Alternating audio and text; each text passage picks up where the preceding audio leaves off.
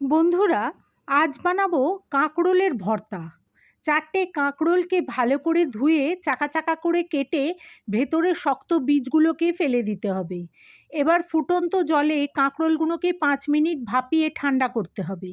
একটা মিক্সির জারে ভাপানো কাঁকরোল, 2 টেবিল চামচ নারকেল কোড়া আর 2-3টে কাঁচা লঙ্কা একসঙ্গে ব্লেন্ড করে রাখতে হবে। কড়াই 2 চামচে তেল দিয়ে কালো জিরে, রসুন কুচি ফোড়ন দিতে হবে। ফোড়নে সুন্দর গন্ধ বেরোলে একটা পেঁয়াজ কুচি দিয়ে ভাজতে হবে। দিতে হবে নুন, 1 চা চামচ চিনি, হলুদ আর কাশ্মীরি মির্চ। মশলা মজে গেলে কাঁকরোল বাটা দিয়ে ভালো করে কষাতে হবে। 2-3 মিনিট পর কড়ার ঠিক মাঝে সামান্য তেল দিয়ে একটা ডিম ফেটিয়ে দিতে হবে। এরপর ভালো করে ডিমের সাথে কাঁকরোল বাটা মেশাতে হবে। ক্রমে বাটাটা পুরো কড়া ছেড়ে এলে কাঁচা সর্ষের তেল দিয়ে নাবিয়ে পরিবেশন করুন।